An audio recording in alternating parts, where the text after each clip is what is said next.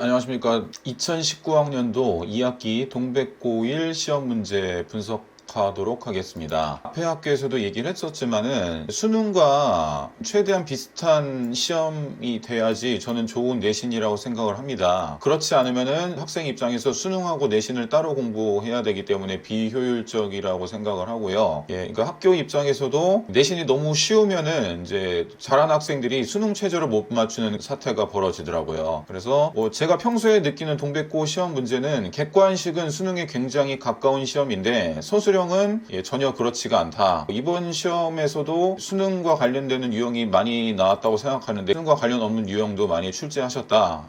그리고 이제 학생들이 어떤 능력을 키워야 되는지도 알아보도록 하겠습니다. 이거 같은 경우에는 이제 레벨 3입니다. 보기가 영어로 된 지문입니다. 그래서 뭐 1번이라든지 3번 같은 경우 보기가 영어이기 때문에 위의 내용을 알아도 보기 내용이 해석이 안 되면 틀리는 거죠. 이제 어법 같은 경우도 동백고 같은 경우는 변형을 하지 않으셨습니다. 그러니까 어법 대부분의 학교들이 어법 변형을 잘 안 하세요. 그래서 변형을 하겠다는 마음의 준비가 되지 않았기 때문에 틀리는 경우가 좀 대부분입니다. 그 문제 자체 난이도가 어려워서 틀리는 게 아니고요. 동백고는 특징이 이제 이쪽 회화에서 객관식하고 서술형이 나옵니다. 근데 제가 볼 때 굳이 회화까지 해서 해야 되는 이유를 저는 잘 모르겠어요. 수능 지문을 하나 더 하는 게 학생들한테 더 도움이 되지 않을까. 그 다음에 어휘 문제죠. 예전과 마찬가지로 전부 다 이렇게 변형을 시키셨고요. 그 다음에 7번 같은 경우는 아예 이제 문장을 변형을 시키셨습니다. 그래서 굉장히 신경을 많이 쓰셨죠. 이런 거 같은 경우에는요. 평소에 해석 능력이라든지 이 변형되는 단어의 뜻을 알지 못하면은 틀릴 수밖에 없는 겁니다. 그래서 절대로 내신 안에 있는 시험 공부만 하시면은 안 되고 평소 능력을 키우셔야 된다는 것을 다시 한번 강조하고요.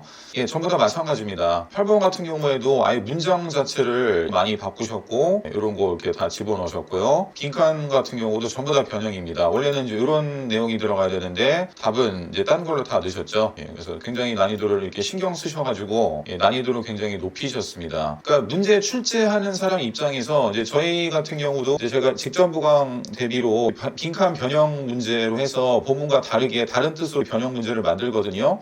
근데 선생님 입장에서 이 빈칸 변형 문제를 만드시는 게 굉장히 쉽지가 않습니다. 이제 그럼에도 불구하고 이런 문제를 많이 내야 된다고 생각하는 이유가 이제 학생들의 논리력이라든지 무조건 외워서는 안 되는 그런 유형을 만들기 위해서 선생님들의 노력이 들어가야 된다고 생각을 하는 거죠. 이제 요거 같은 경우는 이제 단어를 살짝 변형하셨고요. 이런 거 같은 경우도 역시 변형을 하셨고요. 보시면 알겠지만 여기 지금 빨간색으로 그어진 것이 전부 다 변형입니다. 그러니까 동백고 객관식은 이 평소 다 변형이 되기 때문에 평소 어휘랑 논리 실력이 있지 않은 한 절대로 잘 풀 수가 없다라는 거를 다시 한번 말씀을 드립니다. 그러니까 레벨 4 쪽의 문제, 레벨 3 쪽의 문제가 굉장히 많이 나와요.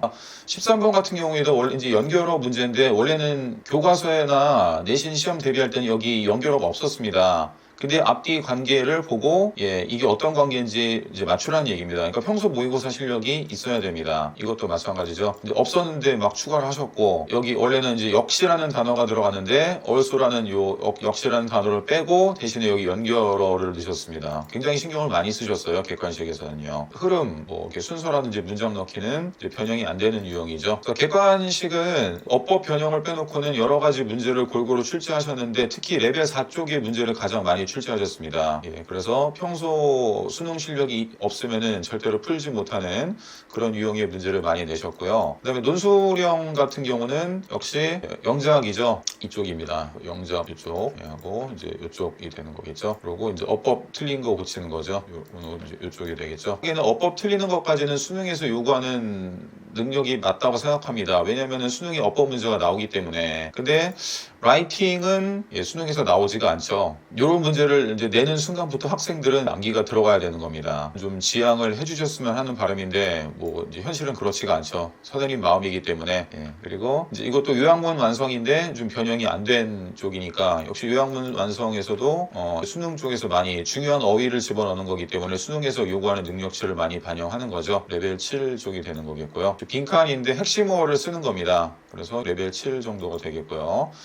그 다음에 이제 영작이기 때문에, 예, 이쪽 레벨 9, 그 다음에 11이 되는 거겠고요. 그래서 보통은 이제 여기서는 변형 없는 겁니다. 이거는 동백꽃에서 시험을 잘 보려면은 영작 능력이 없으면은 이 시험을 잘 볼 수가 없습니다. 지금 딱 보셔서 알겠지만 영작에 관련된 문제가 아주 많이 출제가 되고 있고, 논술형 문항에서도 4번 같은 경우도 영작이 되는 거겠죠. 예, 그래서 변형을 하든 안 하든 영작 능력이 없이는 동백꽃 시험을 절대로 잘 볼 수가 없다. 동백꽃 서술형은 쉬운 유형은 거의 나오지 않고요. 예, 좀 어려운 유형으로 많이 출제가 되고, 특히 이제 영작 쪽에서 굉장히 많이 출제가 된다는 걸 저희가 알 수가 있습니다. 그래서 동백꽃에서 시험을 잘 보기 위해서는 일단 평소 변형되는 것에 대해서 적응하기 위해서 수능 실력을 키우셔야 되고요.